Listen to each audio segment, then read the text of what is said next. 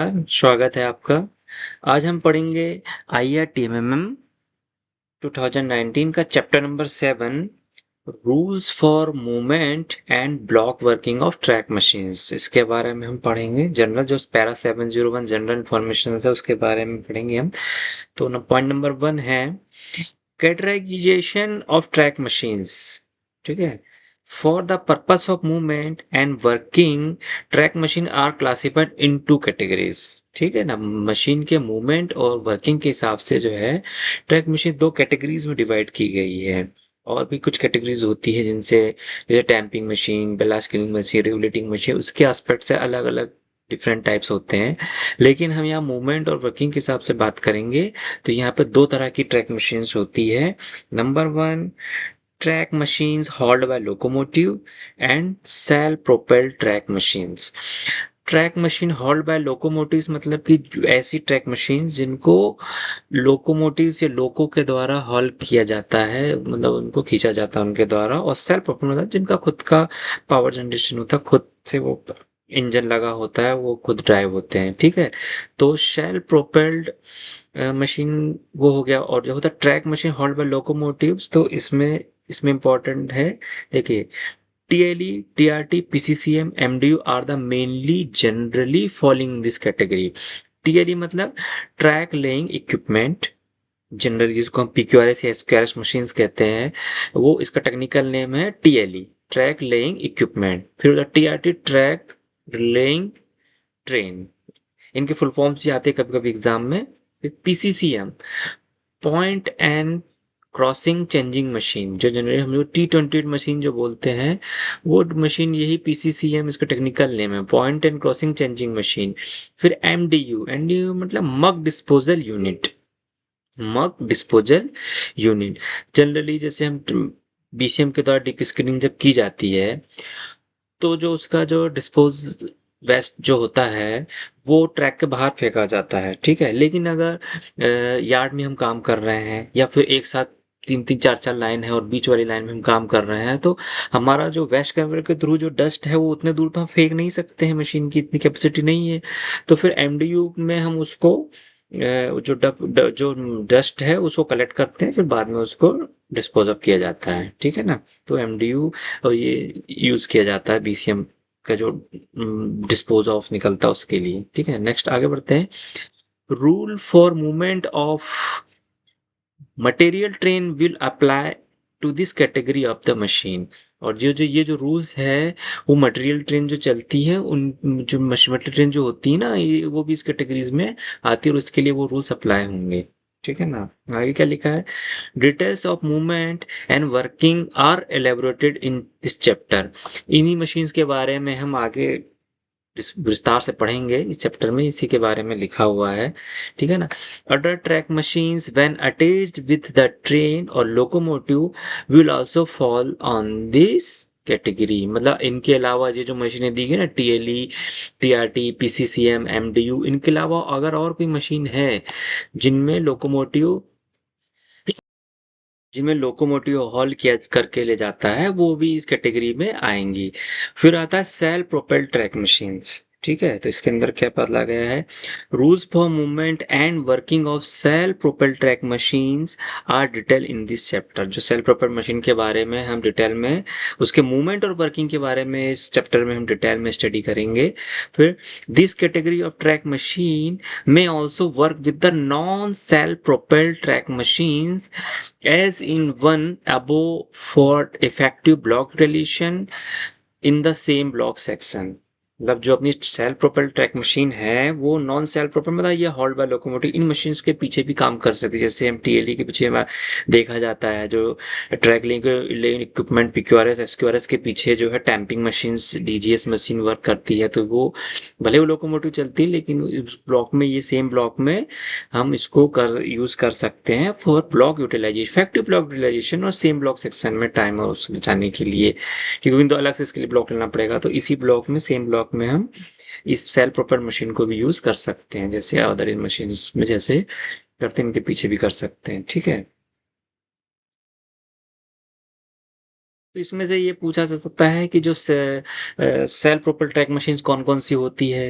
है ना, तो उसमें कुछ मशीन दी हुई होगी, और ये मशीन दी होगी, एक आध कोई आपकी दे दी, जैसे ऊपर लोकोमोटिव के द्वारा कौन सी मशीन हॉल्ट की जाती है, वो मशीन ऊपर जो दी हुई है पीसीसीएमटीएल ये दी रहेगी, एक आध दूसरा दी जाएगा। इस तरह से क्वेश्चन इसमें बना के ये क्वेश्चन इस तरह से बनते हैं, और जो पहले भी एग्जाम में आ चुके हैं। ठीक है ना, नेक्स्ट हम पढ़ते हैं सेल्फ प्रोपेल्ड ट्रैक मशीन्स के बारे में पढ़ेंगे। ठीक है ना, for movement this shall be worked as a train but will not need a guard or brake van. ठीक है ना, तो ये जो सेल्फ प्रोपेल्ड ट्रैक मशीन है वो ट्रेनिंग की जैसा वर्क तो करेंगे, है ना, लेकिन इनके लिए कोई गार्ड या ब्रेक वैन की जरूरत नहीं होगी। ठीक है ना, कोई गार्ड और ब्रेक वैन नहीं लगेगा इसमें, वो ट्रेन की जैसा वर्क तो करेगी। ठीक है ना, फिर वन कैंपिंग कोच और वन बीआरएन और another self propelled track machines which may be unbraked shall permitted to be hauled by the self-propelled track machines। मतलब जो सेल्फ प्रोपेल्ड ट्रैक मशीन के द्वारा एक कैंपिंग कोच या बीआरएन जो है हॉल किया करके, मतलब कपल करके जो हम ले जाते हैं ना, वो ले आ सकते हैं। तो SSC JE TM operating the machine shall ensure safe running. जो एसएससी जेई होगा वो जो इसको ऑपरेट करेंगे वो उसकी सेफ वर्किंग को इंश्योर करेंगे। ठीक है ना, ठीक है। नेक्स्ट पॉइंट है provision of G and S R मतलब जनरल एंड सब्सिडियरी रूल। ठीक है, सामान्य एवं सहायक नियम। जी एंड एस आर की एक पर्टिकुलर एक बुक ही अपने पास है जिसमें बहुत से करेक्शंस तो भी आ चुकी है ना। तो जी एंड एस आर के बारे में क्या लिखा, आगे पढ़ते हैं। Provision as contained in GR 4.65 supplemented by SR framed by the zonal railway shall be applicable for working of track machines। तो ट्रैक मशीन ये वेरी इंपॉर्टेंट क्वेश्चन है, ये आता रहता है जनरली, एक आध एग्जाम छोड़ के जनरली हर एग्जाम में आता है कि जो ट्रैक मशीन की वर्किंग से रिलेटेड जो जनरल रूल्स होते हैं वो कहाँ पर फ्रेम्ड है। ये है पैरा नंबर 4.65। जनरल सब्जेक्ट जीएनएसआर में किस पैरा में है, ट्रैक मशीन्स की वर्किंग का 4.65। ठीक है ना, और SR framed bye zonal railway, क्योंकि तो जनरल जीआर मतलब जनरल रूल्स, एसआर मतलब सब्सिडरी रूल। तो जनरल रूल्स जो होते हैं वो सभी रेलवेज के लिए लागू होते हैं, सभी रेलवेज के लिए कॉमन होते हैं, लेकिन जो सब्सिडरी रूल होते हैं वो हर रेलवेज के अलग होते हैं, वो अपनी कन्वीनियंट के हिसाब से उसको यूज करते हैं। ठीक है ना, जैसे डब्ल्यू जो एस आर होगा डब्ल्यू के लिए सेम होगा, डब्ल्यू जितने डिवीजन हो उनके लिए सेम होगा। फिर लेकिन जो सेंट्रल रेलवे है उसका एस आर हो अलग होगा।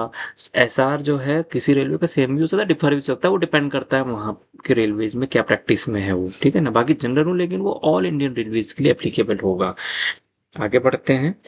Presently, SR of the subsidy rules of zonal railway are not uniform। देखो ना, यही चीज हमने कहा आगे, मतलब जो सब्सिडी रूल है सभी जोनल रेलवे के यूनिफॉर्म नहीं है, वो डिपेंड कर सकता है हर रेलवे में किस तरह से ना।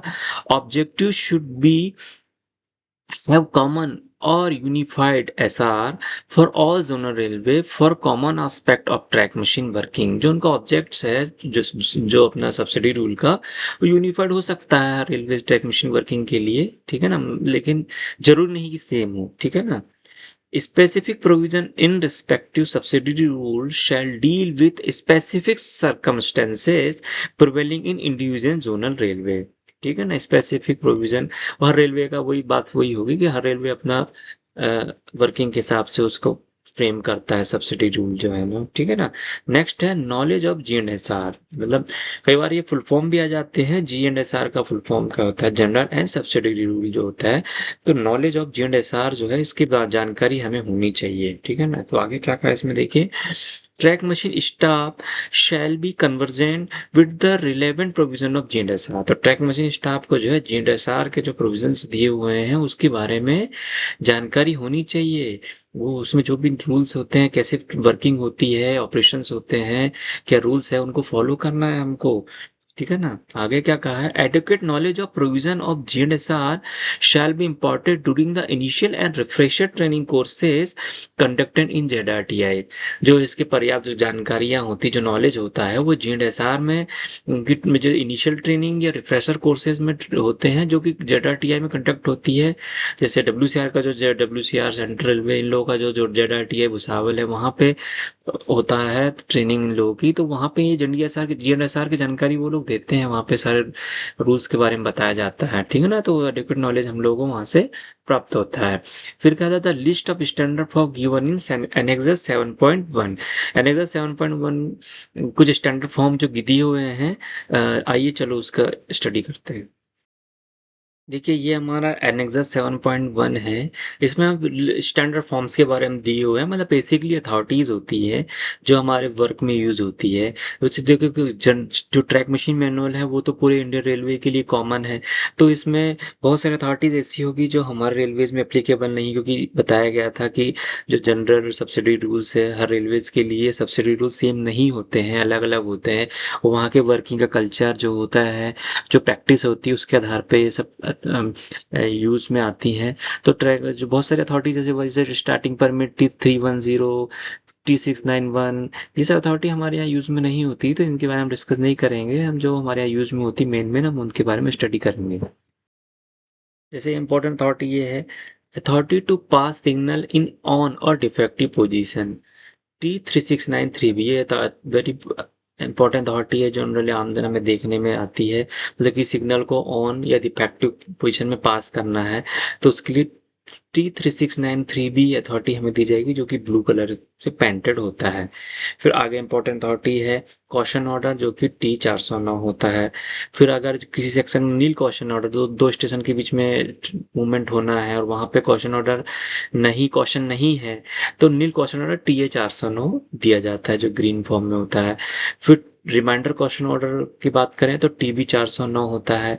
रिमाइंडर क्वेश्चन ऑर्डर जैसे ये जनरली पुशिंग बैक जो होता है उनके लिए दिया जाता है रिमाइंडर क्वेश्चन ऑर्डर, ठीक है ना। नेक्स्ट है अथॉरिटी टू रिसीव ट्रेन और ऑब्स्ट्रक्टेड लाइन। जैसे ऑब्स्ट्रक्टेड लाइन, किसी लाइन में ऑलरेडी पहले से कुछ रखा हुआ है, लोड रखा हुआ है या कुछ, मतलब कोई व्हीकल रखा हुआ है, तो उस लाइन पे, ऑब्स्ट्रक्टेड लाइन पे अगर हमको गाड़ी को रिसीव करना है तो T509 अथॉरिटी इशू की जाएगी स्टेशन मास्टर के द्वारा, और फिर गाड़ी को लिया जाएगा। इसके बहुत सारे प्रोसेस, बहुत लंबा इसका प्रोसीजर है, हमें तो खाली पॉइंट्स याद रखने हैं कि ऑब्स्ट्रक्टेड लाइन पर अगर गाड़ी को लेना है तो T509 अथॉरिटी जारी की जाएगी, ठीक है ना। फिर नेक्स्ट है authority to receive train on non signal line.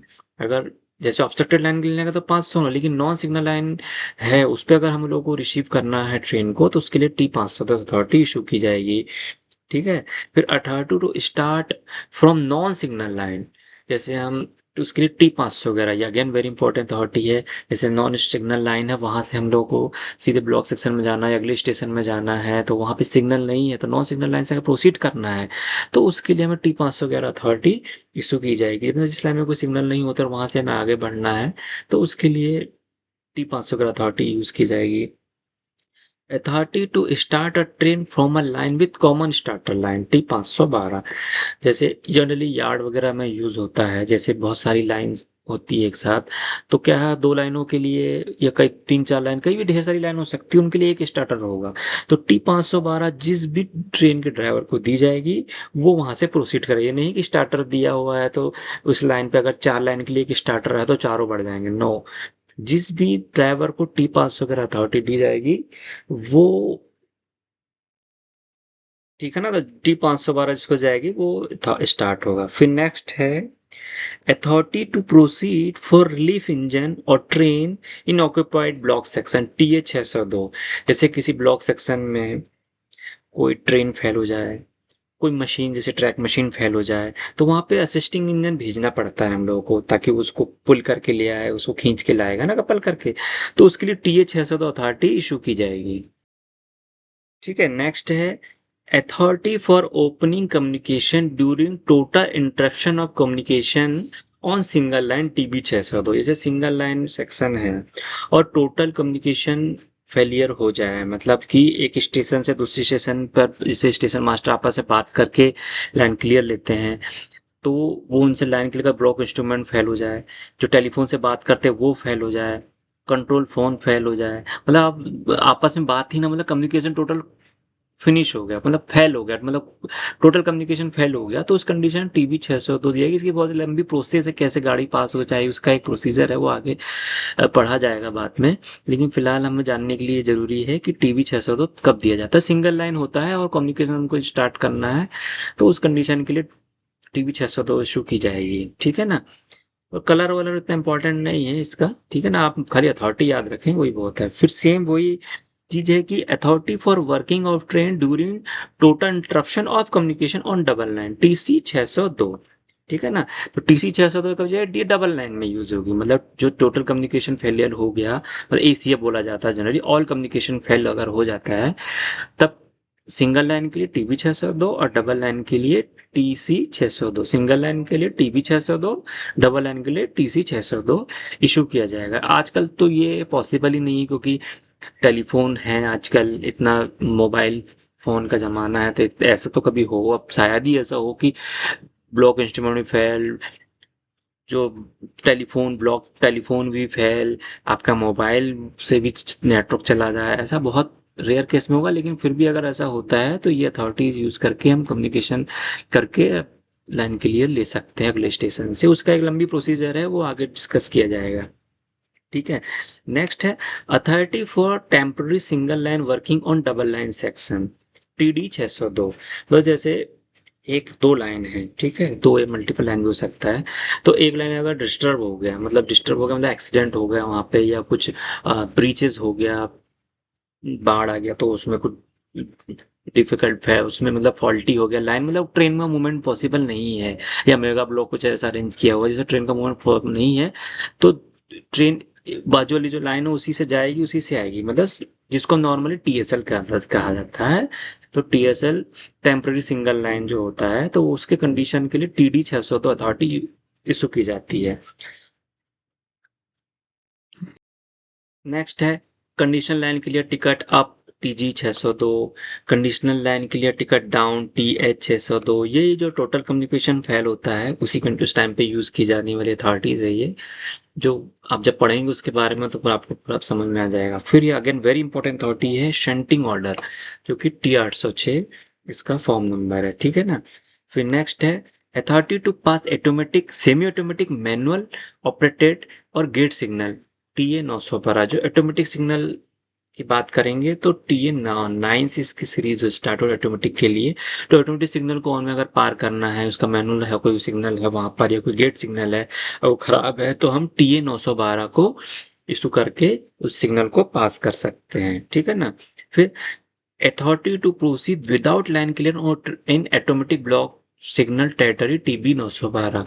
ये मतलब विदाउट लाइन क्लियर मतलब सेम, ये आपका एसीएफ ऑल कम्युनिकेशन फेल हो गया उस कंडीशन की बात हो रही है, तो उस कंडीशन में टीबी 912 अथॉरिटी यूज की जाएगी, ठीक है। नेक्स्ट है authority to proceed relief engine train into automatic occupied block section, TC 912, ठीक है ना। मतलब आप असिस्टिंग इंजन भेज रहे हो ब्लॉक सेक्शन में, तो उसके लिए टीसी 912। अगर वो उधर एब्सोल्यूट की बात हो रही थी, एब्सोल्यूट ब्लॉक सेक्शन जो होता है उसमें हम टीए 602 भेजते, टीए 602 भेजते हैं।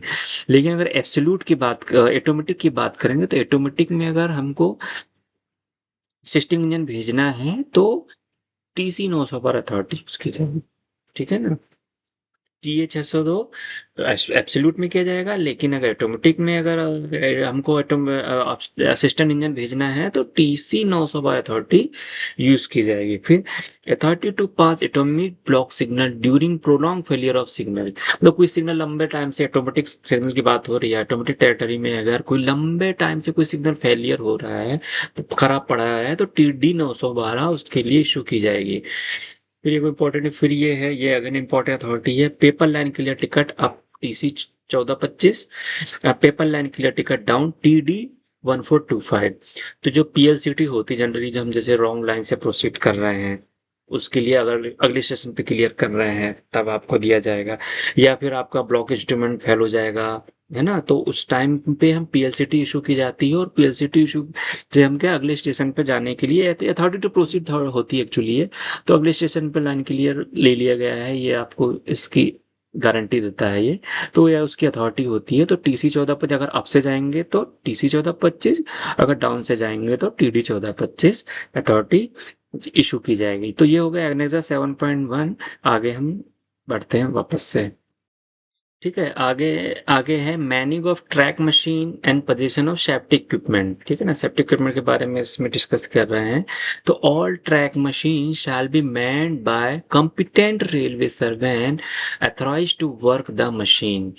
तो जो और भी सभी जो ट्रैक मशीन्स हैं वो एक कंपिटेंट रेलवे सर्वेंट के द्वारा वर्क की जाएगा उसमें, जिनका एक वैलिड कॉम्पिटेंसी सर्टिफिकेट हो, वही इसको ऑपरेट करेगा, वही इस पे वर्क करेंगे, ठीक है ना। These machine shall also be equipped with prescribed set of safety equipment to ensure safe movement of working.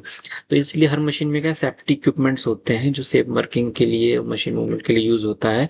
तो सेफ्टी इक्विपमेंट के इसके बारे में हम आगे डिस्कस करेंगे।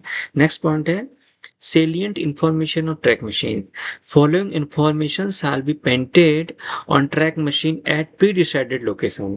जो हमारी ट्रैक मशीन्स होती है उसमें क्या क्या चीज लिखी हुई पेंटेड होनी चाहिए, पेंट्स लिखा होना चाहिए, तो उसके बारे में बताया हुआ है।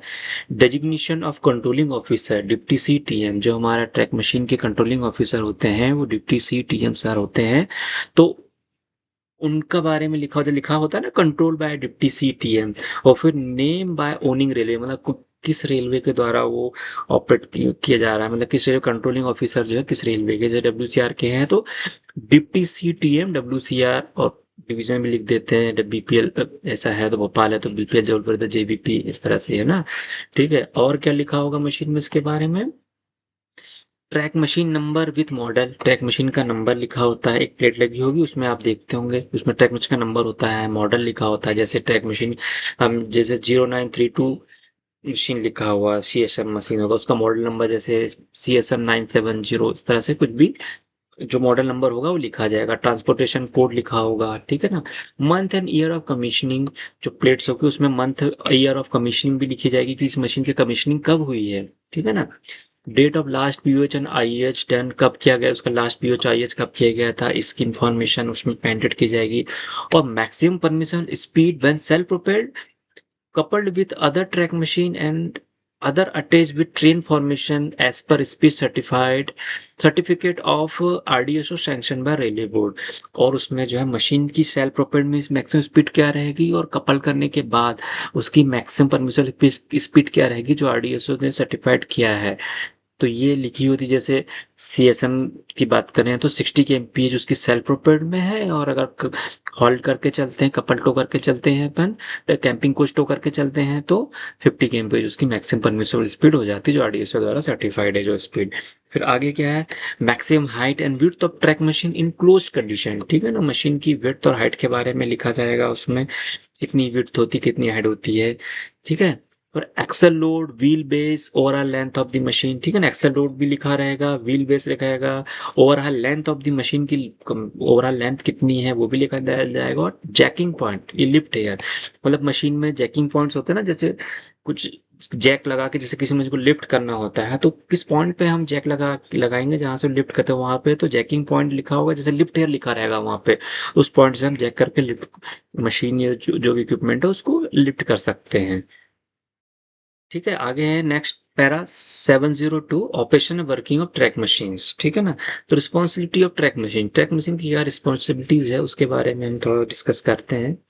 For the purpose of operation each machine shall be under the direct charge of SSCTM, ठीक है ना। मशीन के ऑपरेशन की अगर बात करते हैं तो हर मशीन जो है डायरेक्ट SSC JETM जो होता है उसके डायरेक्ट चार्ज में होती है। कंट्रोलिंग ऑफिसर तो डिप्टी सी साहब होते हैं, लेकिन जो डायरेक्ट जो मशीन का इंचार्ज होता है, जो इमीडिएट सुपरवाइजर है, जो JESSC जो है उसके डायरेक्ट चार्ज में होती है। He shall be in charge of track machine and shall be responsible for safe working movement and working of track machine. देखो कोई बात है, वो जो है मशीन का ओवरऑल इंचार्ज है और मशीन की जो कि मशीन की सेफ मूवमेंट एंड वर्किंग के लिए रिस्पॉन्सिबल है, ठीक है ना। All SSC JE posted on the machine shall have the knowledge of movement and working of track machines and shall possess valid competency certificate। तो जो मशीन पे जो पोस्टेड JSSC हैं उनको मशीन के मूवमेंट की जानकारी और उसके वर्किंग की जानकारी होनी चाहिए ट्रैक मशीन के, और उनके पास एक वैलिड कंपिटेंसी सर्टिफिकेट होना चाहिए, तभी वो उस मशीन को ऑपरेट कर सकते हैं, ठीक है ना।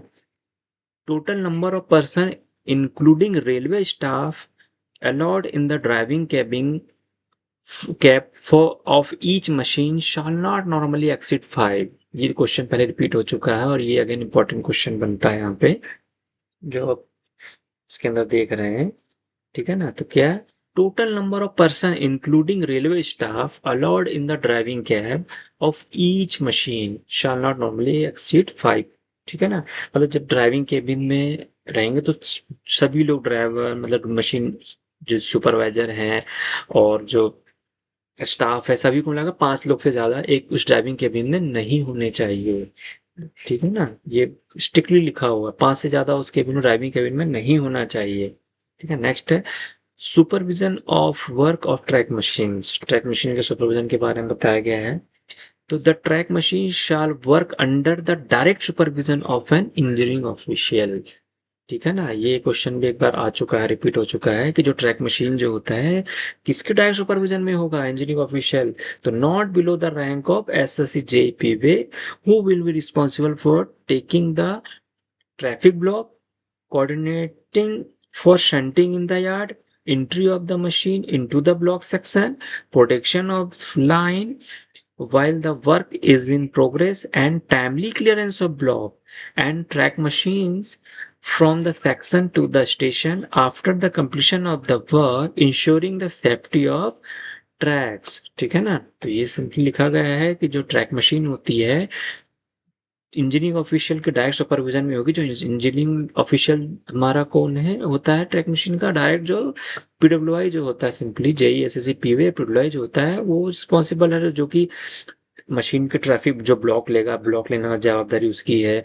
यार्ड में शंटिंग होना है, ब्लॉक के पहले शंटिंग, ब्लॉक के बाद शंटिंग, या सेक्शन में जा रहा है वहां पे सेफ्टी सेफ करना है, लाइन प्रोटेक्शन करना है, सेक्शन टाइम ब्लॉक क्लियर करना है। ठीक है ना, ये सब इंश्योरिंग सेफ्टी वगैरह, ये सब ट्रैक की सेफ्टी, ये सब पिडलॉय की रिस्पॉन्सिबिलिटी है। ठीक है, नेक्स्ट है he shall also be responsible for coordination with divisional official for clearance of section in event of breakdown of machine. ठीक है ना, मशीन ब्रेकडाउन में डिवीजनल ऑफिशियल और उनको क्लियरेंस देने के लिए वो सीधे रिस्पॉन्सिबल है। ये एसएससी पीवे मतलब पिडलोई shall also associate himself and coordinate with station master for shunting of the track machine. ठीक है ना, जो पिडलोई जो होता है स्टेशन मास्टर के कोऑर्डिनेट करके मशीन की शंटिंग करवाएगा। नेक्स्ट है वर्किंग जनरल के बारे में है। The machine staff and P way staff shall work as a team towards the common goal of ensuring optimum utilization of machine and manpower। जो ट्रैक मशीन स्टाफ है और पीवे स्टाफ है आपस में टीम वर्क के जैसे काम करेंगे और मैक्सिमम यूटिलाइजेशन करेंगे मशीन का, और सेफ वर्किंग हो जिससे, और मैक्सिमम टारगेट आउटपुट रहता है वो प्राप्त करें, और ट्रैक को अच्छी क्वालिटी प्रदान करें।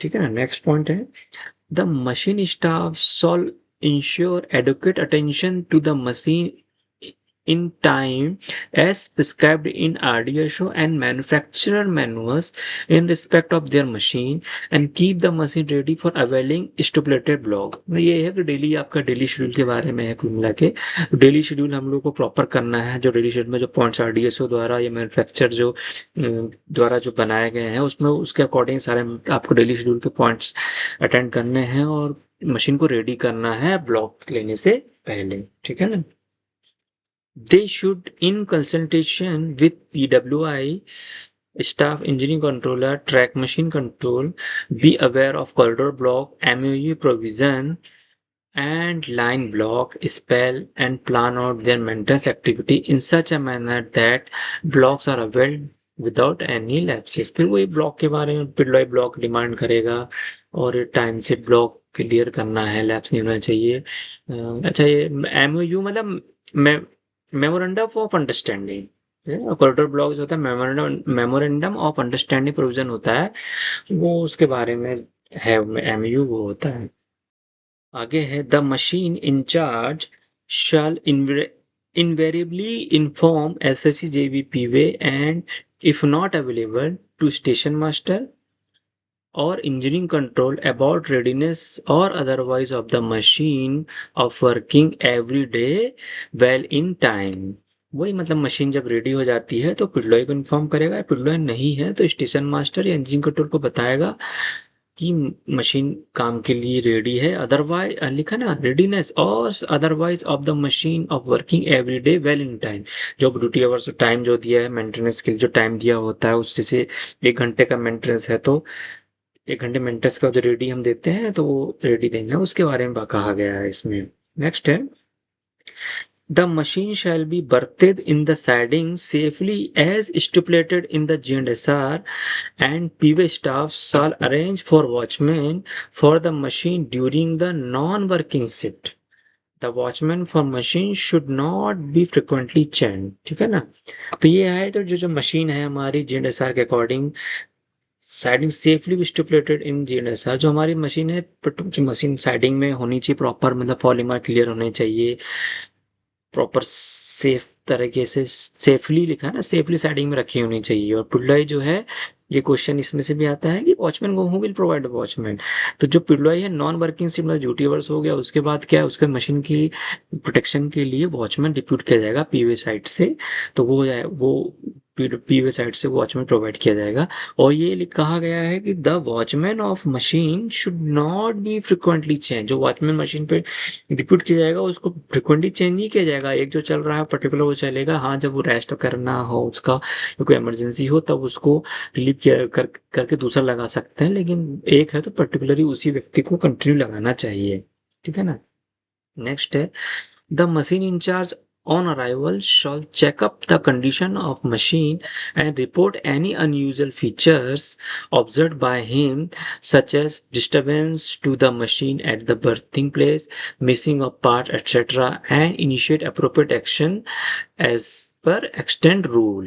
ठीक है ना। मतलब जैसे मशीन इंचार्ज जब पहुंचेंगे साइट पर मशीन पे तो मशीन चेक करेंगे कि भाई मशीन में क्या दिक्कत है ना, मशीन कंडीशन चेक करेंगे, फिर ऑब्जर्व करेंगे कुछ चोरी वोरी तो नहीं हुआ, जैसे वॉचमैन नहीं लगा है, लगा है तो किस वो सब चेकिंग करेंगे हम। उसके बाद में अप्रोप्रिएट अगर कुछ ऐसा मिसहैपनिंग हो जाती है तो उसके हम अप्रूव एक्शन लेंगे उसके अगेंस्ट। ठीक है ना। फिर आगे लिखा है the machine in charge or PIDLOI shall jointly inspect and finalize the week's work in advance and discuss the day's program and share with each other all information required for the working। जो machine in charge है और पिडलॉय है वो आपस में jointly inspect करेंगे और final करेंगे पूरी वीक में, वीक का जो काम एडवांस में डिस्कस करेंगे, प्रोग्राम बनाएंगे कि किस दिन क्या काम होना है, कहाँ क्या काम होना है, क्या टारगेट है, क्या है ना, कहाँ कहाँ वर्क होगा, किस तरह से होगा प्लानिंग, किस तरह से कहाँ पे आपको डिजाइन मोड है तो प्री टैंपिंग वैल्यूज, इस तरह से सारी जो है आपस में जॉइंटली डिस्कस करेंगे है ना। फिर पूरे वीक का एक प्रोग्राम बना लेंगे वो। ठीक है ना। फिर नेक्स्ट है SSC जेवीपीवी shall ensure availability of requisite man and tools and plants to work with the machine and for rendering possible assistance to clear the section in case of breakdown। ठीक है ना। अब जैसे मशीन में कुछ breakdown हो गया तो पिडलॉय जो है कुछ अरेंज जो अब मशीन जो जरूरी टूल्स है लग रहा है जैसे हमारे पास अवेलेबल नहीं तो टूल्स अरेंज कराएंगे। अगर कुछ मेंस रिक्विसाइट मेंस की जरूरत पड़ रही है तो वो अरेंज कराएंगे जिससे हम ब्लॉक को जल्दी से क्लियर कर सकें और ब्रेकडाउन को हम खत्म कर सकें ना, उसके लिए पिडलॉय जो है अरेंज करेगा। नेक्स्ट है Pidloi shall responsible for arranging necessary lighting etc. for night work and also coordinate with other divisional staff such as signal OHE etc।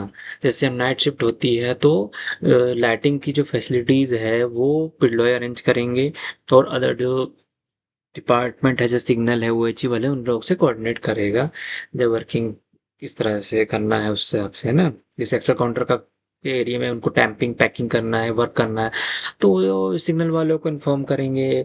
जैसे टैंपिंग वगैरह करना है कोई VCM वर्क करना है तो OHE पॉइंट्स खोलने होंगे तो OHE वालों से उसके संबंध में बात करेंगे तो वो उनसे कोऑर्डिनेट करते रहेंगे अपने वर्क से रिलेटेड। ठीक है ना।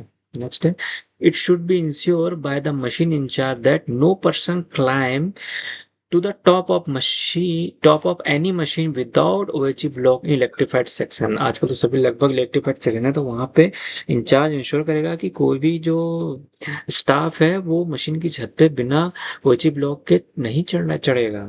ठीक है ना। जो कि बहुत ही रिस्की है ना। तो बिना ब्लॉक के वो नहीं चढ़ना चाहिए। ठीक है ना। नेक्स्ट पॉइंट बोलता है the machine in charge shall ensure that all precautionary measures are taken for safety of staff while working on double multiple line block section against the danger of train moving or adjacent line।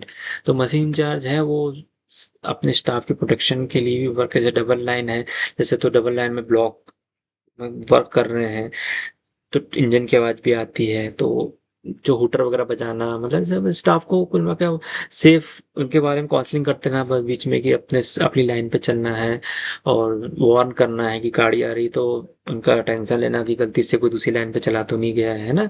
तो उसके बारे में कहा गया है। फिर next है JSSC P way, मतलब पिडलॉय should provide lookout man at the site of working machine working as per requirement including protection as per IRPA manual and GR 6.03। मतलब जैसे ब्लॉक में हम मशीन पे काम कर रहे हैं तो पिडलॉय जो है एक लुकआउट मैन साइड पे रखेगा जो बताएगा, जैसे जो बताते हैं ना कि भाई गाड़ी आ रही है, तो लुकआउट मैन रहेगा, वो फिर इशारा करेगा कि गाड़ी आ रही है, सब दूर हो जाइए, या कुछ ऐसे ऐसे कोई सिग्नल देगा। तो प्रोटेक्शन के बारे में लिए जो पीए मैनुअल के में जो लिखा गया है प्रोटेक्शन करना है, तो उसके आधार से प्रोटेक्शन करना है। और जो जनरल रूल 6.03 में जो पैराग्राफ जो प्रोटेक्शन का है, तो उसके आधार पर प्रोटेक्शन करेगा मशीन का ब्लॉक के दौरान, ठीक है ना। नेक्स्ट है पिडलॉय after completion of work shall inspect the work site attended by track machine thoroughly and ensure track fitness for running of train with or without speed restriction as appropriate। जैसे काम खत्म हो गया, काम खत्म होने के बाद पिडलॉय जो है ट्रैक का इंस्पेक्शन करेगा, वो थॉरली चेक करेगा कि ट्रैक जो है फिट फॉर रन है कि नहीं, ट्रैक के मूवमेंट की ट्रेन मूवमेंट के लिए फिट है कि नहीं। तो या फिर कोई हमें स्पीड रिस्ट्रिक्शन तो नहीं लगाना है, जैसे मशीन समटाइम स्पीड रिलैक्स करने के लिए टैंपिंग मशीन चला रहे हैं, लेकिन जैसे नॉर्मल वर्क कर रहे हैं, BCM वर्क करना है या TRT वर्क करना है, PQRS वर्क करना है, तो वहां तो हमें स्पीड रेस्ट्रिक्शन इम्पोज करना होता है ना। तो वो सब उनको देखना रहेगा। He shall ensure that no infringement obstructions have been caused to safe train running during working of track machine। ठीक है ना। तो जो वर्किंग के समय में कोई इन्फ्रिंजमेंट ऐसा ना हो, जैसे इस लाइन पे काम कर रहे हैं तो जो SOD शेड्यूल ऑफ डायमेंशन होता है, अदर लाइन को इन्फ्रिंज तो नहीं कर रहा है, तो उसको वो भी उसको देखना है जिससे बाजू लाइन को इन्फ्रिंजमेंट ना हो। ये खुद की लाइन पे अगर है तो इस तरह से कोई इन्फ्रिंजमेंट ना हो, वो चीज को ध्यान रखना है, ठीक है ना। Station master will liaison with section controller or controller to ensure that the end of the work the machine is brought to the base station and placed in the nominated berth line at the earliest to enable post block maintenance of the machine being undertaken। SSCPWay shall also provide necessary assistance as required। मतलब block होने के बाद जो है machine को siding में रखना इसके संबंध में है, जिसमें पिल्लाई असिस्ट करेगा इस चीजों के लिए, ठीक है ना। फिर नेक्स्ट है due to non availability of path etc it may not be possible to bring the machine back to the siding where camping coach of machine is stabled in some of the busy section। ठीक है ना। जैसे कई बार क्या होता है, machine काम करने दूसरी स्टेशन जाती है, कोच हमारा दूसरी स्टेशन पर रखा हुआ है, जब वापस नहीं आ पाती, जैसे बिजी सेक्शन है, लाइन क्लियर नहीं मिल पा रहा है, तो हम लोग को उसी स्टेशन पे मशीन को स्टेबल करना होता है। उसके बारे में किया गया है। तो इस केस में क्या किया जाएगा, तो in such eventually senior DN, DN or AN shall have the power and provision to hire the road vehicle to bring the staff। ठीक है ना। तो जो उसमें ऐसी कंडीशन में जब दूसरे स्टेशन में हम मशीन को स्टेबल करेंगे, तब क्या है, सीनियर DN साहब या AN साहब को पावर है कि वो स्टाफ को रोड बाय रोड जो है, या कोई ट्रेन अगर परमिट हो जाती है तो ठीक है, या बाय रोड जो है स्टाफ को कैंपिंग को जिस स्टेशन पे स्टेबल है वहां पे वो लेकर आने आएंगे, ठीक है ना। नेक्स्ट है para 703 competency of track machine staff, ठीक है ना। तो JSSCTM shall be competent to work the machine and he should possess adequate knowledge which would be imparted during initial and refresher courses। ठीक है ना। जो ट्रैक मशीन जो supervisors है JSSC है, उनको मशीन वर्किंग के बारे में जानकारी होनी चाहिए, जो कि उनको इनिशियल ट्रेनिंग और रिफ्रेशर कोर्स में बार बार रिमाइंड कराया जाता है, रिफ्रेश किया जाता है, ठीक है ना। तो competent authority shall duly certified him for his competency, ठीक है ना। जो कंपिटेंट अथॉरिटी होता है वो उनकी कम्पिटेंसी सर्टिफिकेट को सर्टिफाई करते हैं। जैसे मशीन कम्पिटेंसी है तो हमारे डिप्टी सी साहब हैं, वो उनको सर्टिफाई करते हैं, कम्पिटेंसी सर्टिफिकेट देते हैं। ब्लॉक कम्पिटेंसी की बात करें तो अपने सीनियर डीओम साहब जो होते हैं वो इशू करते हैं, जिससे ब्लॉक कंप्रेशन इशू किया जाता है ना। इस तरह से कंप्टेंसी जो है वो कंप्टेंट अथॉरिटी उनके लिए जो डिसाइड किया हुआ है वो सर्टिफाई करके machine incharge machine SSC JE होते हैं उनको कंप्टेंसी इशू करते हैं, ठीक है ना। तो each JE SSC TM shall have a diary as per pro forma given in annexure 7.2 of this manual, and the detail of this competency fitness shall be recorded therein by SSC TM DI मतलब depot in charge and SSC TM SDM the satellite depot in charge as per the system on railway. In the addition to other relevant information, the road running will be recorded by LI और nominated supervisor, ठीक है ना। तो इसमें कहा गया JSSC जो machine JSSC TM होंगे उनके पास एक पर्सनल डायरी दी जाएगी जो कि एनेक्सर 7.2 में उसका एक प्रोफार्मा दिया हुआ, हम दिखाएंगे अभी उसको। तो उसमें कंपिटेंसी ये सब फिटनेस सारी इंफॉर्मेशन रहेगी, और इन सब रिकॉर्ड रिकॉर्ड को जो है एसएससी टीएम डिपो इंचार्ज होंगे हमारे, सेटेलाइट डिपो इंचार्ज होंगे वो साहब, डिपो इंचार्ज साहब जो है इसको लुकआउट करेंगे और देखेंगे, ठीक है ना। बीच बीच में रिलेवेंट इन्फॉर्मेशन की इंफॉर्मेशन उनके पास भी रहेगी।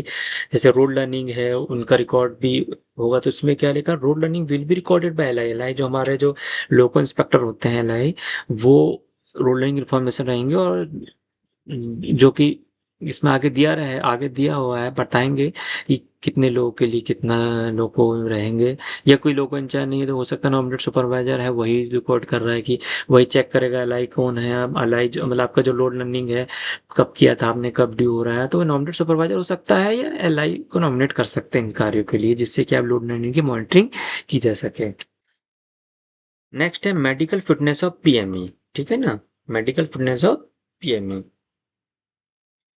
पीएमई जो अपना मेडिकल होता है ना, SSC JETM shall be fit for A3 medical category. ये क्वेश्चन रिपीट हो चुका है। तो जो हमारे जेएसएससी टेक्नीशियन के होते हैं उनका जो मेडिकल कैटेगरी होती है ए3 के लिए वो फिट होनी चाहिए, ठीक है ना। If wearing spectacles he shall carry one extra pair while on duty. अगर वो ड्यूटी पे है, अगर वो चश्मा लगाता है तो उसके पास, अगर वो चश्मा पहना हुआ तो एक जोड़ी एक्स्ट्रा, एक पेयर उसके पास एक्स्ट्रा होने चाहिए ड्यूटी के टाइम, ठीक है ना। क्योंकि एक टूट गया तो दूसरा यूज तो कर सकते हैं उस टाइम पे।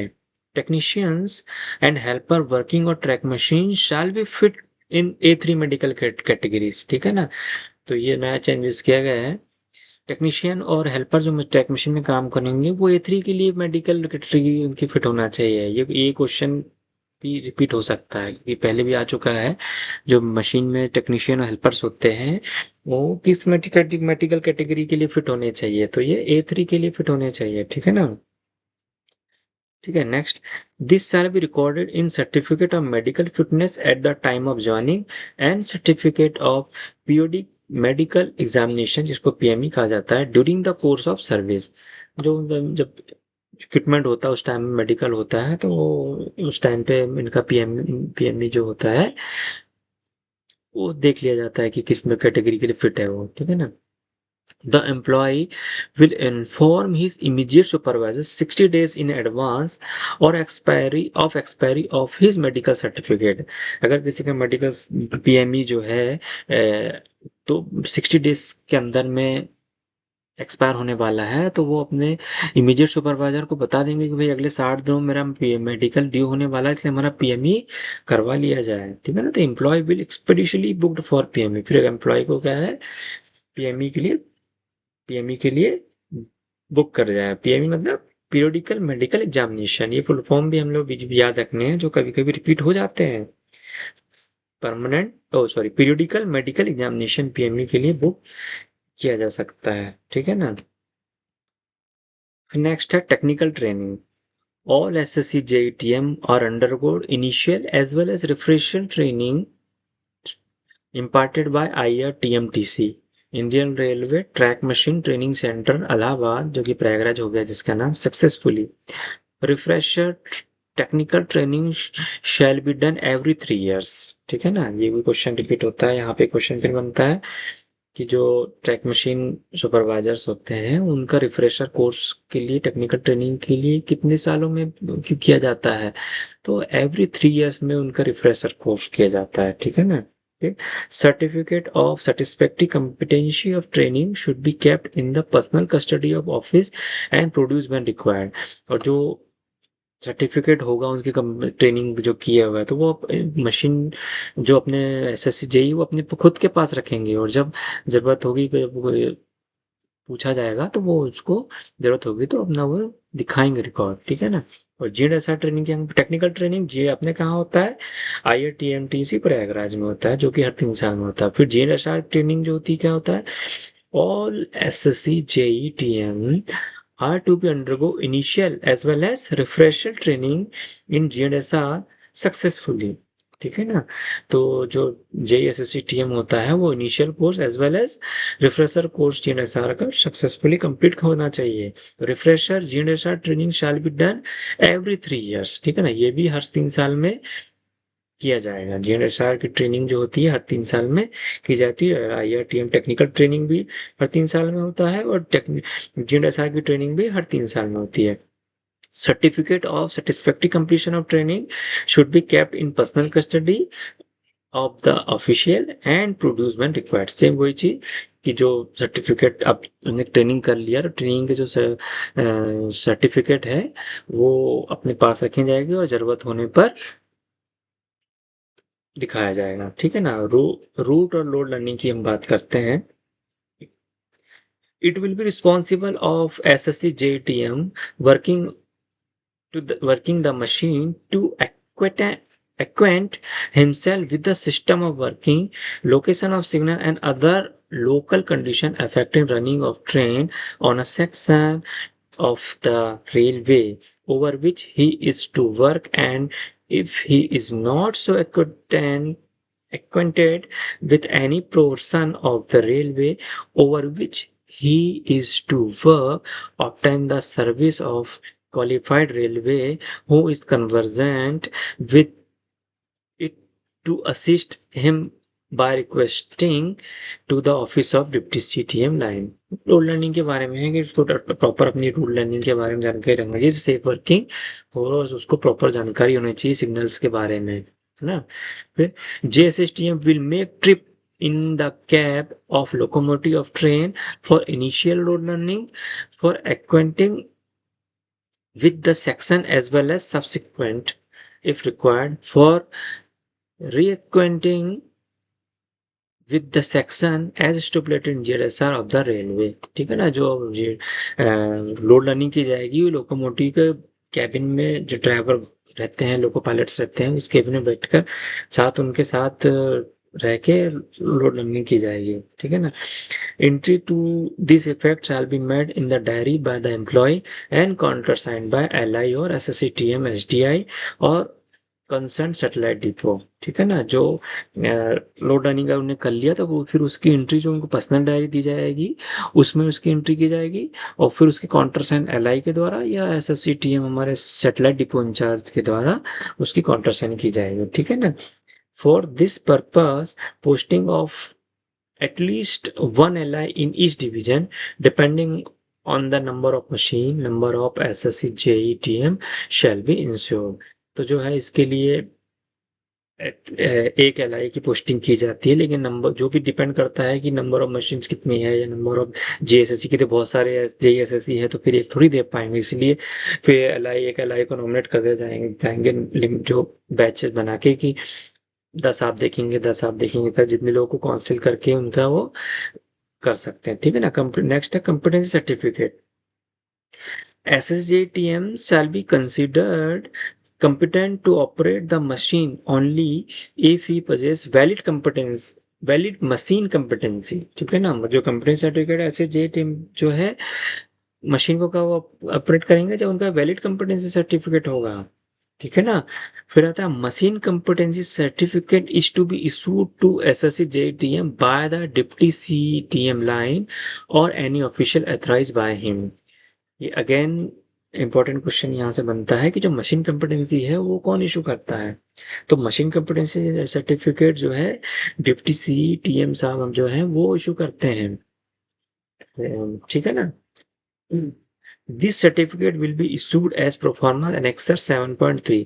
7.3 में इसका एक प्रोफार्मा दिया हुआ है, उस तरह से मशीन कंप्रेसी कैसा होता है आप देख सकते हैं उसको वहां पे।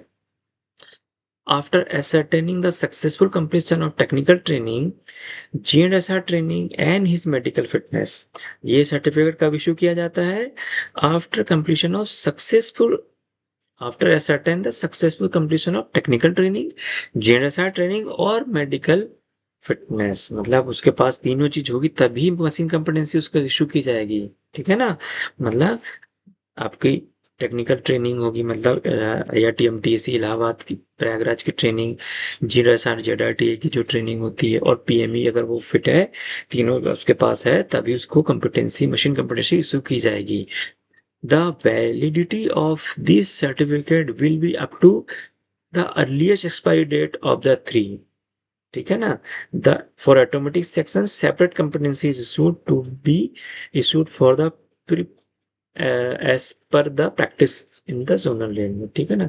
तो हाँ, फिर ये है कि ये आता है, बाकी वो 3 साल में रिफ्रेशर होता है टेक्निकल ट्रेनिंग का, जीएसआर का 3 साल में होता है, जैसे पीएमई की बात करें तो हर 4 साल में पीएमई होता है।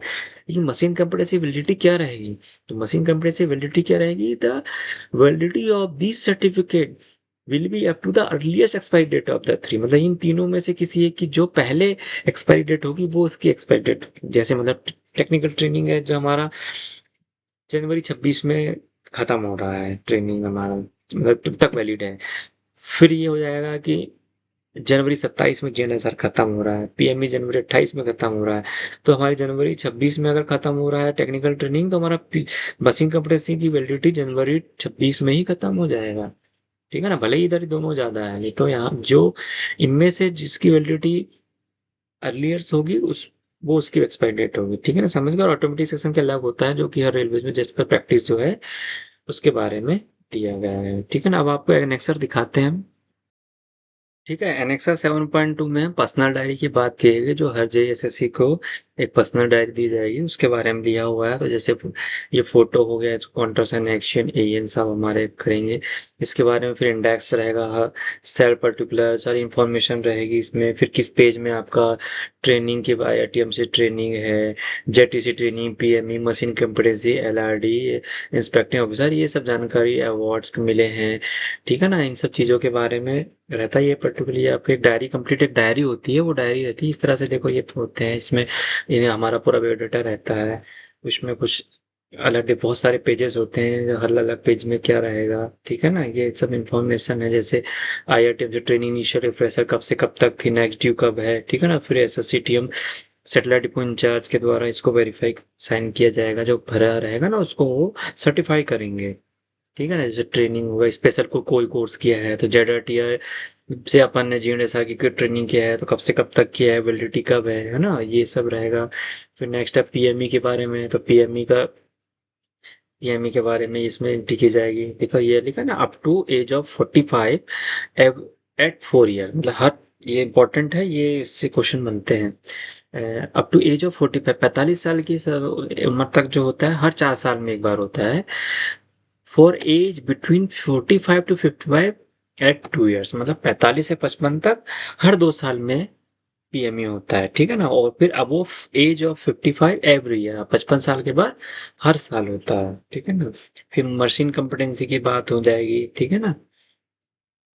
मशीन कॉम्पिटेंसी ये वैलिड कब तक के रहेगा इसके बारे में लिखा हुआ है। फिर ये एलआरडी की डिटेल्स होती है ना, ये एलआरडी की डिटेल्स होगी, है ना।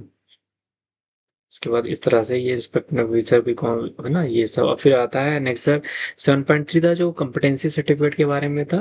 तो office of the deputy C track machine line जो भी है वो रहेगा, मतलब आप जो मशीन कम्पिटेंसी डिप्टी सी साहब अपने इशू करते हैं तो उनके ऑफिस रहेगा, फोटोग्राफ रहेगा। ठीक है ना। फिर ये this is certify that 3 so and so designation so is competent and authorized to operate a track machine on WCR railway Indian railway जो भी देना है, ठीक है ना। और फिर पीएमई, देखो पीएमई की डेट लास्ट डेट रहेगी, जेडआरटीआई की, जेएनएसआर की, ये तीनों की डेट रहेगी। नेक्स्ट ड्यू डेट कब रहेगी, उनमें से जिसकी भी नेक्स्ट ड्यू डेट जो रहेगी वो इसकी this certificate is valid up to, वो इसकी एक्सपायरी डेट रहेगी। मैं पढ़े थे ना हम लोग ने कि इन तीनों में से जिसकी एक्सपायरी डेट सबसे पहले आएगी वो इस कंप्यूटर मशीन कॉम्पिटेंसी की एक्सपायरी डेट हो जाएगी, ठीक है ना। इस तरह से ये अपना एनेक्सस 7.3 था। अब आगे बढ़ते हैं, ठीक है। नेक्स्ट है 704 पैरा सेफ्टी इक्विपमेंट। तो SSC JETM incharge shall be responsible to ensure that the following equipment in working condition are available on track machine. Track machine पे क्या क्या सेफ्टी इक्विपमेंट होने चाहिए, मशीन इंचार्ज की जवाबदारी है। जैसे 2 red and 1 green hand signal flag, 2 try colour torch जो जिसको हम कहते हैं, ठीक है ना, 2 chain with padlock, 1 fire extinguisher in each cabin, मतलब जितने केबिन रहेंगे उतने फायर एक्सटिंग्विशर रहेंगे, 2 हुटर्स मैनुअली कंट्रोल हुटर्स होने चाहिए, जैक चाहिए 10 टन्स के 2, 4 वुडन ब्लॉक्स चाहिए, 4 क्रोबार्स जिसको हम बाड़ी कहते हैं, 4 क्रोबार चाहिए, 1 हाइड्रोलिक हैंडपम्प जो हैंडपम्प होता है, फिर emergency pneumatic hydraulic hose of sizes suitable to different machines and complete with and fitting, मतलब इमरजेंसी, अब देखो पाइप बस्ट हो गया उसके लिए इमरजेंसी होजेस अपने पास रखे हुए होने चाहिए, ठीक है ना। Wire rope with close loop at both end 2 metre and 9 metre long for BCM, one of each length, ठीक है ना। जो बीसीएम के लिए वायर रोप की जरूरत पड़ेगी तो वो होना चाहिए। जैसे बीसीएम में वायर रोप बोला था ना, क्लोज लूप, तो क्लोज लूप मतलब ये इस तरह से होता है और ये ऐसा लूप बना हुआ था, ये क्लोज लूप हो गया। इस तरह से क्लोज लूप होना है, इसमें यहाँ पे आपस में क्लैम करके बोल्ट लगा के उसको किसी भी चीज को आप अटैच कर सकते हैं, उसके लिए क्लोज लूप वो चीज है एक्चुअली, ठीक है। नेक्स्ट है machine specific equipment if any listed in chapter 2, 3, 4 and 5। जैसे अलग अलग मशीन के लिए जिस चैप्टर 2, 3, 4 एंड 5 में जो पढ़ाया गया है, जैसे BCM machine, DTS machine, BCM tamping machine, अलग अलग मशीन, आरजीएम हो गया, है ना। जो अलग अलग मशीन होती है उसमें हर मशीन का अलग अलग जो क्रिटिकल पार्ट्स होते हैं वो अवेलेबल होने चाहिए, ठीक है ना। फिर नेक्स्ट है 10 फॉग सिग्नल या detonators in tin case. 10 detonators आपके पास होने चाहिए टिन केस में। एक copy of the working time table of the section where the machine is working, मतलब जो आपको वर्किंग टाइम टेबल WTT जो होता है, वर्किंग टाइम टेबल जो होता है जिस सेक्शन में मशीन काम कर रही होती है उसका होना चाहिए, ठीक है ना। फिर GSR book with up to date amendment slip, जो GSR होना चाहिए, अप टू करेक्शन स्लिप सारी होनी चाहिए उसमें। 1 4 सेल फ्लैशर लाइट होना चाहिए जो कि रिचार्जेबल हो तो अच्छा है ना। 4 सेल फ्लैशर लाइट चाहिए, 2 बैनर फ्लैग चाहिए होता है, ठीक है ना। फर्स्ट एड बॉक्स होने चाहिए एक, 2 स्किड होनी चाहिए जो वुडन वेजेस होती हैं। Safety helmet for all machine staff, सभी मशीन स्टाफ के लिए सेफ्टी हेलमेट्स होने चाहिए। Protective clothing, safety shoes and safety gloves होने चाहिए स्टाफ्स के लिए, सभी के लिए। और walkie talkie with frequency of station master guard लोगों पायलट, वॉकी टॉकी होना जिसकी फ्रीक्वेंसी स्टेशन मास्टर गार्ड लोगों पायलट से बातचीत के लिए कंपिटेंट हो, ठीक है ना। फिर inter communication system like walkie talkie और हेड माउंटेड सिस्टम, मतलब मशीन में इंटरकॉम जो होता है ना, इंटर कम्युनिकेशन सिस्टम वो होना चाहिए।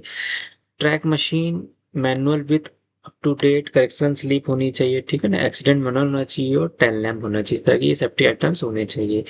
और हेड एंड टेल लाइट्स के बारे में क्या क्या आ गया है, each track machine must be equipped with prescribed head and tail light, marker light and flasher light as per G and general rule 4.14, 4.15 और 4.16 and subsidy rule thereof, ठीक है ना। हर ट्रैक मशीन में जो है हेडलाइट होनी चाहिए, tail light होनी चाहिए, मार्कर लाइट, फ्लैशर लाइट होने चाहिए, जो कि जनरल रूल में दिया गया है 4.14, 4.15, 4.16 में दिया गया है।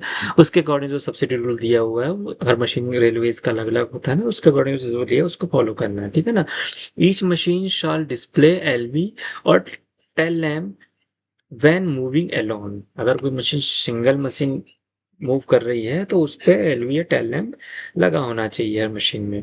While moving in the conveyor coupled the LVO tail lamp shall be fixed on the last vehicle in the direction of movement। अगर कपल करके चल रहा है तो सबसे जो लास्ट व्हीकल होता है उसमें हम टेल लैम्प को ऑन करेंगे, ठीक है ना, चालू करेंगे, ठीक है ना।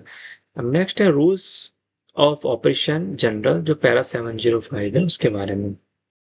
देखो लेक्चर हमारा लंबा हो रहा है नो डाउट, लेकिन हम डिटेल स्टडी नहीं करेंगे तो वो ऑब्जेक्टिव करके और रट्टा मारने वाला सिस्टम चलेगा। तो हमें क्या है, डिटेल स्टडी हमारे पास हो, डिटेल जानकारी हर चीज़ की होगी तो कोई एग्जामिनर कहीं से भी क्वेश्चन बना के दे हम उसको इजीली सॉल्व कर सकते हैं ना। इसलिए मैं थोड़ा लेक्चर को डिटेल ले जा रहा हूँ जिससे कि हम जो भी स्टडी करें वो एकदम परफेक्ट करें और उसके बारे में हमें कंप्लीट जानकारी हो, ठीक है ना। नेक्स्ट है पैरा 705 रूल ऑफ ऑपरेशन, ठीक है ना। तो स्टेबलिंग ऑफ ट्रैक मशीन्स के बारे में है।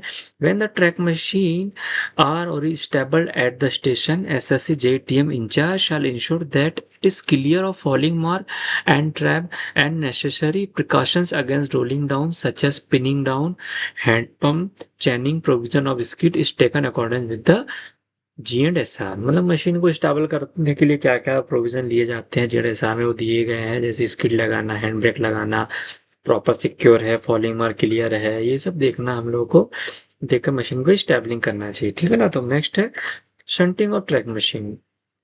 No track machine shall be moved between a running line and the siding stabling line without the written permission of the station master on duty in the form of shunting order shunt signal। मतलब सभी machine को जो है बिना shunting order के एक line से दूसरी लाइन पे लाना है, जो running line non running line पे लाना है, बिना स्टेशन मास्टर के शंटिंग ऑर्डर के नहीं करना है, ठीक है ना, वही लिखा गया है। नेक्स्ट है machine ready memo. JSCTM shall issue a written machine ready memo after necessary maintenance, repair schedules and brake power testing and other stipulated checks if any to on duty station master, indicating date time under advice to PWI deputed to work with the machine। जो ready memo दिया जाएगा उसमें लिखा जाएगा कि machine ready है block के लिए, स्टेशन मास्टर को ये देंगे उसके बारे में, उसमें डेट ऑन टाइम लिखा आएगा और पिल्लॉय को इसकी जानकारी दी जाएगी। रेडी जो आपका रेडी मेमो किस तरह का होना चाहिए उसका एनेक्सस 7.4 में दिया हुआ उसका एक फॉर्मेट, उसको फॉर्मेट को फॉलो करते हुए हमको रेडी मेमो होता है, ठीक है ना। Movement of track machine, track machine के मूवमेंट के बारे में क्या कहा गया है देखिए। When the track machine is required to move from one station to another station, JSSCTM shall run the machine only with proper authority to proceed and all necessary permit notice and caution as specified in GNSR। मतलब एक station से दूसरे station पे हम लोग को जाना है तो जेएसएस जो टीएम मशीन इंचार्ज होते हैं उनको प्रॉपर अथॉरिटी के साथ ही आगे बढ़ना है। जो भी कॉशन ऑर्डर, अगर कोई सिग्नल ऑन में पार करना है तो वो पेशेंटिंग करना है, उससे रिलेटेड मतलब जीएसआर के रूल्स को फॉलो करके हमें फॉलो करना है टोटल, ठीक है ना। When track machine is to move on wrong road against direction of traffic, the speed on track machine shall not exceed more than 25 kmph and flasher light shall be kept on. ये again important question है यहाँ से। जब track machine जो है wrong direction में जाती है, जिस डायरेक्शन में सिग्नल नहीं है, जैसे जो है against the direction of traffic, जिस डायरेक्शन ट्रैफिक उसके अगेंस्ट उसके अपोजिट डायरेक्शन में चल रहा है, मतलब रॉन्ग डायरेक्शन जिसको हम बोलते हैं उस पर चलते हैं, तो track machine shall not exceed more than 25 kmph। J speed हम लोग को 25 kmph स्पीड से ज्यादा नहीं चलना है रॉन्ग डायरेक्शन में, अनफ्लेक्सल लाइट को ऑन रखना है, ठीक है ना। अब जैसे वर्किंग इन ग्रुप है, वर्किंग ग्रुप में वर्किंग में काम करना है तब क्या होता है उसके बारे में देखिए। When more than one machine is required to work within the same block section, these machines may be allowed to work into the block section in a group under authority as detailed in the chapter, ठीक है ना। तो जब machine group में काम करती है तो वो ब्लॉक सेक्शन में जाएंगी तो डिटेल अथॉरिटी जो है वो इस चैप्टर में दिया जाएगा कि किस तरह से हमको जाएंगे, ठीक है ना। तो in such situation all the track machine must leave and enter the section simultaneously one after another, keeping adequate distance among them and with proper authority as detailed further in the following paras। और वो जो machine जो है एक दूसरे से कितने safe distance पे रहेगी और कौन कौन सी अथॉरिटी जाएगी, इन सब के बारे में अगले पैराग्राफ में दिया गया है। ठीक है, नेक्स्ट पॉइंट है total number of machine shall be clearly mentioned in the line clear or block authority message with exchange of private number. For this purpose, two coupled self-propelled track machine are to be treated as single machine.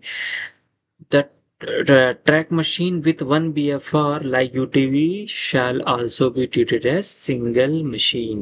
जैसे block मिला हुआ है तो उस time में उस private number के साथ दिया जाएगा कितनी मशीनों वर्क ब्लॉक, मतलब जो ब्लॉक दिया गया है उसमें कितनी मशीन जाएंगी।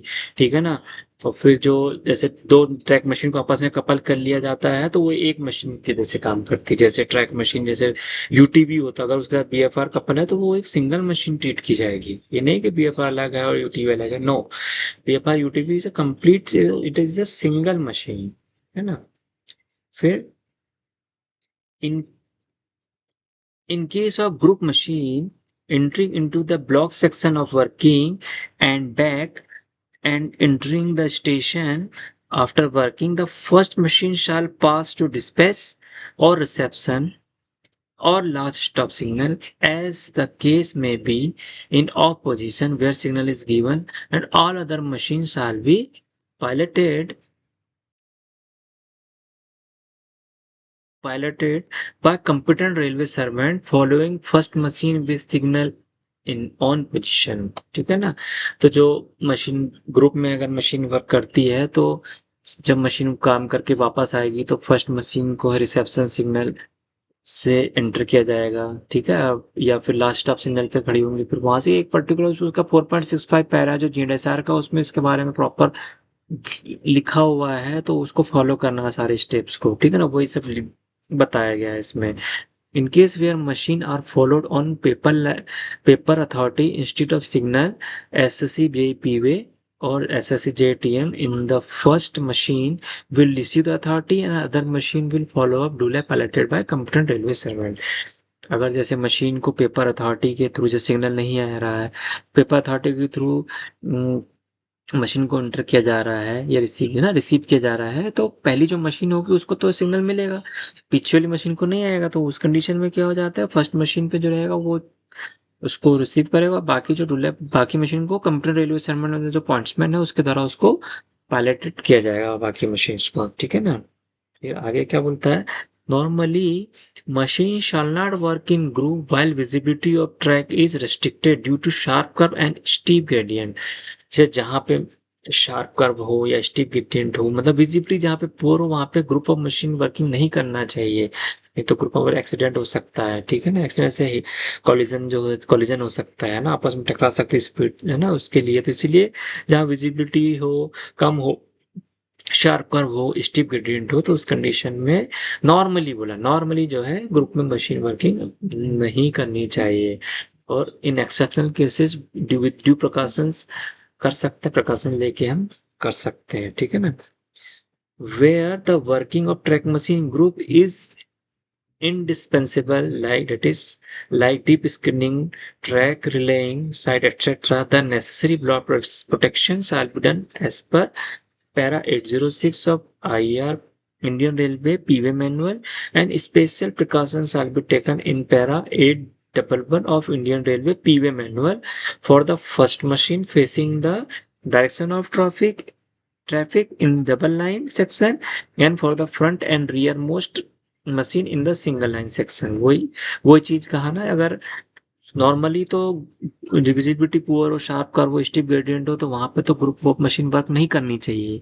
लेकिन अगर जहाँ पॉसिबल नहीं है, डीप स्क्रीनिंग वर्क है, ट्रैक लेइंग वर्क है, तो वहां पे तो हम लोग को तो ग्रुप ऑफ मशीन का वर्क करना पड़ेगा। तो उस कंडीशन में क्या होगा कि जो इंडियन रेलवे पीवे मैनुअल का जो पैरा 806 में जो प्रोटेक्शंस जो दिए गए हैं उसको फॉलो करके ब्लॉक प्रोटेक्शन करना है। जो 806 811 में दिया गया है उसको फॉलो करते हुए हम लोग को मशीन का प्रोटेक्शन करना है, ब्लॉक का प्रोटेक्शन करना है और मशीन वर्किंग करनी है। नेक्स्ट है run through movement in group. ठीक है ना। Run through movement of track machines in group is not allowed. ठीक है ना, मतलब मशीन को जो group run through movement of track machine in group is not, मतलब एक ग्रुप में जैसे एक स्टेशन दूसरे स्टेशन पे लाइन क्लियर जैसे सिंगल मशीन तो जा सकती है, लेकिन ग्रुप ऑफ मशीन में run through not allowed. Clear लिखा है, run through movement of track machine in group is not allowed. ठीक है ना, ग्रुप में मशीन का लाइन क्लियर अलाउड नहीं है, एक टाइम पे एक ही मशीन जाएगी। अगर दो मशीन कपल्ड है तो वो सिंगल मशीन कहलाएगी और फिर लाइन क्लियर पे जाएगी। They can however transit as coupled vehicle under one authority, वही बात है ना, कपल करके जाएंगे एक सिंगल अथॉरिटी में। However the machine can move in group by taking a short duration block and rules as for group movement of block shall be followed. लेकिन अगर ग्रुप मशीन को लाइन के लिए लेना है तो उसके लिए क्या है, एक शॉर्ट ड्यूरेशन मतलब एक छोटा शिफ्टिंग ब्लॉक लिया जाएगा, जो शॉर्ट ड्यूरेशन ब्लॉक लिया जाएगा एक, जिससे कि जो कि रूल्स के जो रूल्स है उसको फॉलो करने हैं। जैसे तीन मशीनें चल रही है, जैसे बीसीएम चल रहा है, सीएसएम चल रहा है, डीजीएस चल रहा है, तो है ना, तो बीसीएम की जो मैक्सिमम स्पीड है वो क्या है, फिर उसके पीछे सीएसएम है तो उसकी मैक्सिमम स्पीड। तो जो इन तीनों ग्रुप में जो सेफ डिस्टेंस उसको मेंटेन करके चलना है हमको। ठीक है ना, सेफ डिस्टेंस क्या होनी चाहिए रनिंग में। फिर जो है जो स्पीड, ऐसा नहीं कि पीछे वाला फुल स्पीड से चले आ रहा है, आगे वाला कम स्पीड से चल रहा है, जब बीसीएम से कम स्पीड चलती है तो नहीं, जो इस ग्रुप में जो सबसे लीस्ट स्पीड जिसको होगी उसको फॉलो करके चलेंगे। जैसे सामने वाला जैसे बीसीएम अगर चल रही है 45 के एमपीएस से, 50 के एमपीएस से 45 के एमपीएस चल रही है, तो 45 चलेगा तो पीछे वाला 45 से ही चलेगा, उसको फॉलो अप करेगा। ये नहीं कि हमारे 60 आरडीओ दिया है तो हम 60 चलेंगे, नो। ग्रुप वर्किंग के रूल्स अलग अलग है, वो ग्रुप में ब्लॉक वर्किंग रूल्स इसके बारे में दिया हुआ है, उसको हम फॉलो कर सकते हैं, जो जीएसआर में इसके बारे में जिक्र किया गया है, जो हम इसको आगे चल के स्टडी करेंगे इसकी। ठीक है ना। नेक्स्ट है working of track machine in block. ठीक है ना, the track machine shall work under the line block only, जो ट्रैक मशीन जो है लाइन ब्लॉक होगा तभी काम करेगी ये। ठीक है ना, the SSC shall give the requisition of for block in the duplicate to station master on duty as pro forma in annexure 7.5 indicating therein specific location of machine will work up and down road, etc. The number of track machine that will work along with individual machine and sequence order in which machine will have leave the station, the duration of block required, whether the machine will proceed to the next station or return back to the starting station after the work, the station master then contact the control and ascertain the movement of train before granting the block। Simple वो ये block working के बारे में, वो block memo जो TTM permit होता है वो अनेक्सा 7.5 में, जो आगे हम दिखाएंगे आपको। ठीक है ना, फिर वो किस लाइन पे डिमांड देगा ब्लॉक मेमो, उसमें लिखा रहेगा किस लाइन का ब्लॉक चाहिए, कितने देर का चाहिए, कहाँ काम होगा, सीक्वेंस क्या रहेगा मशीन का, पहले कौन सी मशीन जाएगी, ब्लॉक इसी स्टेशन पे क्लियर होना है, अगले स्टेशन पे क्लियर होना है। ये सब तमाम चीज़ें जो है वो ब्लॉक मेमो में लिखी होती है। ठीक है ना। नेक्स्ट है, after the block is granted, the station master will return the original copy of requisition endorsing the duration and other special instruction like work and proceed, work and return via right or wrong direction caution order if Bidloi shall accompany the machine to work site। ठीक है ना, फिर वही वो 4.65 में के हिसाब से जो रहेगा वो 4.65 में दिया हुआ है उसके हिसाब से वर्क कैन रिटर्न है राइट डायरेक्शन से, या वर्क कैन रिटर्न रॉन्ग से रहेगा, या work and proceed right deadline से रहेगा। वर्क एंड प्रोसीड मतलब काम करके अगले स्टेशन जाना होता है, रॉन्ग डायरेक्शन होगा, इस सब के बारे में एक ब्लॉक में आपका लिखा हुआ रहेगा। ठीक है ना। नेक्स्ट है, पिडलॉय shall get the requisition to return by station master, also called as track machine permit, signed from the SSJTM in charge of the track machine। जब मशीन जैसे काम रिक्विजिशन ब्लॉक रिक्विजिशन जो होता है ना उसमें, जिसमें एसएसजे की साइन लेता है वो, उसका जब ब्लॉक क्लियर करने जब आते हैं, क्लियर करने के बाद return to station requisition show return by station master, जो स्टेशन मास्टर जो उसको रिटर्न करके देता है ना, तो वो उसमें ट्रैक मशीन का सुपरवाइजर की साइन कराता है। जब ब्लॉक क्लियर करेंगे तो फिर वो उसको वापस करता है स्टेशन मास्टर को। ठीक है ना। फिर जैसे आगे लिखा वही चीज लिखा हुआ है, on reaching the station as mentioned in track machine permit after the completion of work, Pidloi had will hand over the token track machine permit and the key etc. If any, after all the machine have cleared the block, he will also certify that the track is safe, track the track is fit for train movement. Then only station master will clear the line for normal train operation, subject the observation of speed restriction if any. ठीक है ना, वो मतलब clear करेगा, उसके बाद track से memo देगा और फिर ट्रेन स्टेशन मास्टर जो है ब्लॉक क्लियर करेगा, तो ट्रेन को मूवमेंट का हम स्टार्ट कर सकते हैं। वर्किंग ऑटोमेटिक ब्लॉक सेक्शन की बात करें तो automatic block signalling territory involves a special feature in working and the special instruction of working of track machine are elaborated in Annexure 7.6। 7.6 में इसके बारे में Annexure दिया हुआ है, उसमें इसके बारे में कुछ इन्फॉर्मेशन दी हुई है, उसके अकॉर्डिंग वर्क किया जाएगा। ठीक है ना। नेक्स्ट है working in integrated traffic block. Integrated traffic block जो होता है मतलब एक साथ कई ब्लॉक कई डिपार्टमेंट वर्क कर रहे हैं, जैसे ट्रैक मशीन के काम कर रहा कई मशीन, एक ब्लॉक सेक्शन में से 5 ट्रैक मशीन काम कर सकती है। लेकिन अगर ऐसा हुआ कि उस ड्यूमेटिक रीजियस का ब्लॉक दिया हुआ है, साथ में टीआरडी का ब्लॉक दे दिया, मतलब अदर डिपार्टमेंट होंगे ना टीआरडी, तो ये इंटीग्रेटेड ब्लॉक हो गया। इंटीग्रेटेड ब्लॉक मतलब एक से अदर डिपार्टमेंट का हो, वही चीज लिखी हुई है। If the track machine are working in the integrated traffic block where other machine and staff engaged by other departments, ठीक है ना, are also working, the relevant instruction issued by zonal railway for integrated block working should be followed। ठीक है ना, तो वो zonal railway में क्या प्रैक्टिस में है, इंटीग्रेटेड ब्लॉक वर्किंग में है, क्योंकि कुछ रेलवेज में इंटीग्रेटेड ब्लॉक एप्लीकेबल है, कुछ रेलवेज में नहीं है कि ट्रैक मशीन का, ट्रैक मशीन का ही ब्लॉक रहेगा, अदर डिपार्टमेंट का ब्लॉक नहीं है, मतलब ट्रैफिक एंड पावर ब्लॉक इस तरह नहीं देंगे। इस तरह से मतलब टीआरडी का ब्लॉक और ट्रैक मशीन का मतलब इंटीग्रेटेड ब्लॉक किसी रेलवेज में प्रैक्टिस में जहाँ पे है वहाँ होगा, जहाँ पे नहीं है वहाँ पे नहीं होगा।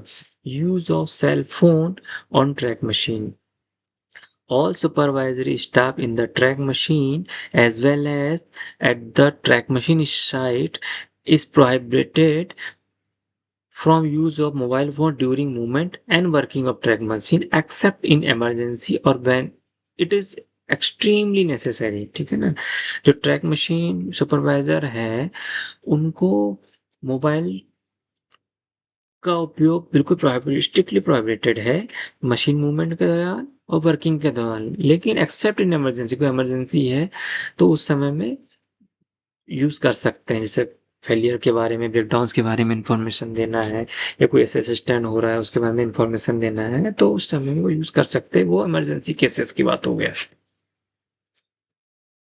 ठीक है, नेक्स्ट है requirement of pilot. If the JSSTM is not acquainted with the section where the track machine has to work, a pilot or loco pilot ALP shall be provided for the movement as well as block working as per the specific request in advance। जैसे में track machine supervisor है उसको अगर उस section की लाड़ी नहीं है, मतलब उसके बारे में जानकार नहीं है, तो लोको पायलट या ALP जो होता है वो प्रोवाइड किया सकता है मशीन मूवमेंट के लिए। ठीक है ना, as well as block working of as per specific request in advance, है ना, तो उसके लिए एडवांस में बुकिंग करना होता है। मतलब मशीन मूवमेंट और ये ब्लॉक वर्किंग में अगर सेक्शन की जानकारी नहीं है तो लोको पायलट को बुक कर सकते हैं। ठीक है ना। JSSC PVM may also work as pilot in his jurisdiction in case of emergent situation। ठीक है ना। पिडलॉय जो है may also work as pilot in his jurisdiction in case of emergent situation। वैसे पिडलॉय जो है अगर कोई इमरजेंसी है, लोको पायलट भी अवेलेबल नहीं है, तो पिडलॉय का जो जुरिडिक्शन है उसको तो उसकी जानकारी पूरी होती है, पूरे सेक्शन की जानकारी होती है, तो वो सेक्शन अपने सेक्शन के लिए पायलट का काम कर सकता है मशीन वालों के लिए। ठीक है ना। SSC PVS पायलट, ठीक है ना, जो पिडलॉय Pidloi as guard. In emergent and special situations, Pidloi shall work as guard. ठीक है ना। Pidloi shall perform the limited function of guard required for working and movement of UTV, which has only one JSC as it has one BFR and direct visibility of points from driving cabin may not be there in one direction. मतलब जो पिडलॉय होता है वो पलट का काम कर सकता है, जैसे घाट का काम कर सकता है, जैसे यूटीवी है, यूटीवी में एक साइड में ड्राइविंग केबिन है, वहां से ठीक है, लेकिन जो आगे दूसरे साइड तो उसका बीएफआर लगा होता है, तो वो पॉइंट्स की विजिबिलिटी दूर हो जाती है ना, उसको क्लियर दिखता नहीं है, तो वहां पे गार्ड का काम डिप्लॉय कर सकता है, जिससे उनको जानकारी वो वहां से बैठ के जानकारी देगा कि पॉइंट सेट लॉक है ना, वो उसकी इंफॉर्मेशन आपको देगा, तो आपको गाइड करते रहेगा। वो इमरजेंट सिचुएशंस में रहेगा, लिखा है ना, क्लियर लिखा हुआ है। ठीक है, नेक्स्ट है para 706, working of track machine in single and double line section.